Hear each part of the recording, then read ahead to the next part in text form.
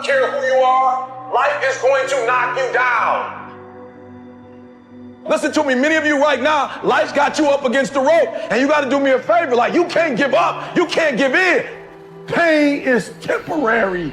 Pain is your friend. Pain is going to take you to the next level. When you going through pain, I know what you're feeling. I know exactly, because I've been there. I've done that. But you got to work through it. And the reason why most of you are not successful is because every single time stuff not going your way, you give up, you quit, you let go, and people feel weakness. They feel it. You can feel when somebody's not committed, when they're not all in, when they're not dedicated. And there's another level you get to when you go all in. Winners win and losers lose. There are going to be times that you're going to be wondering, why should I keep showing up and working my business? Why should I keep at it? Why should I keep showing up to the conventions? Why should I keep picking up the phones and making the phone calls? Why should I keep fighting for my goals and fighting for my dreams? And what I want to remind you is that you got to show up for your life regardless of the circumstances. You got to show up in spite of the naysayers. You got to show up in spite of the conversation going on in your mind. You got to show up for your life, because if you don't, nobody else will. If you want unreasonable results in your life, you've got to be willing to be unreasonable. Part of being unreasonable, you don't judge according to appearances. Part of being unreasonable, you can see it because you believe it. You must have the faith to call forth those things that be not as though they were. You've got to decide, I deserve this, and I'm going to have it. You've got to say yes to your life. You've got to say yes. Yes to my dreams. Yes to me. Yes, I can make it. Yes, I can. Doesn't matter how many failures I've made. Doesn't matter how many mistakes I've endured. Doesn't matter about my defeats. Doesn't matter about what I've done. Yes, yes. I don't care about the fact I'm in a hole now. Doesn't matter about where I am. The last chapter to my life has not been written yet. If you judge me now, you'll judge me prematurely. I'm still in the process of transforming my life. I'm still in the process of becoming. Yes. The brilliance of Thomas Edison was not in his mind. It was something much more ordinary and often much less respected. I've got no imagination, he once said. I never dream. I've created nothing. If you're someone who doesn't like Edison, you might think that this is Edison admitting to stealing his inventions from other, more brilliant inventors, like Nikola Tesla. Not quite, but he did readily concede that most of the credit belonged to something other than his brain. The genius hangs around his laboratory day and night, Edison said. If anything happens, he's there to catch it. If he wasn't, it might happen just the same. Only it would never be his. What he's talking about is showing up. The incredible, underrated power of clocking in every day, putting your ass in the seat, and the luck this seems to inevitably produce. Edison lived in his laboratory and never missed a day. Like Gehrig, even when he was sick, when he was tired, or when visited by tragedy or disaster. The modern conveniences we can trace to his lab then owe far more to his body than his brain, to the compounding power of consistency rather than sheer brilliance. It wasn't about inspiration. It was about getting to work, show up and try. Get on the treadmill, pick up the violin, script out some sequence, reach out to some clients, read some reports, lift a couple weights, jog 1 mile, cross one thing off the to-do list, chase down a lead. It doesn't matter what it is. All aspects of our life benefit from this circumscribed kind of business. Just as long as you do something every day, that is the important thing. Show up. When you're tired, when you don't have to, even if you have an excuse, even if you're busy, even if you won't get recognized for it, even if it's been kicking your ass lately, once something is done, you can build on it. Once you get started, momentum can grow.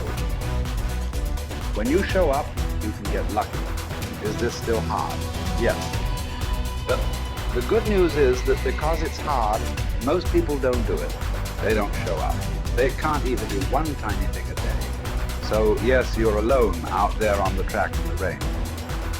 You're the only one responding on Christmas. But having the lead is, by definition, a little lonely. This is also why it's quiet in the morning. You have the opportunities all to yourself. Don't worry about setting any records. Just report for duty. No excuses. And here's the irony. This is also a way to break records. Consistency is a superpower. Day to day, willpower is incredibly rare. Lowell Getterig was a solid position player and a good hitter. But his success really was rooted in the fact that he didn't miss many days of work. It's quite likely that had he continued at his normal pace and not been stricken with R's, that he would have put up career numbers that surpassed Babe Ruth. Getterig wasn't just able to show up despite injuries and fatigue. He also had to push through ennui, doubt, and just plain not feeling it. He had slumps like we all do, but he also understood what they meant. As a minor leaguer, he had struggled at the plate and thought about quitting. The Yankees' owner sent down a scout to walk Gehrig through the very basic math of a batting average. A good hitter hits 300, and hitting 350 is terrific. Hitting 400 is almost unheard of. What does that translate to? Missing on 6 tries out of 10. A hitter can also go days, weeks without touching the ball. That's what the scout told him. The most important thing a young ball player can learn is that he can't be good every day. You don't have to always be amazing. You do always have to show up. What matters is sticking around for the next at-bat. The ability to do that, coupled with the ability to endure what John Steinbeck called dawdly days while writing Easter Eve. Those days when everything seems out of whack, when you're just not feeling it, when the distractions won't stop, is the first step to greatness, literally. You cannot be great without the self-discipline to do that. One thing a day adds up. Each day adds up. But the numbers are only interesting if they accumulate in large quantities.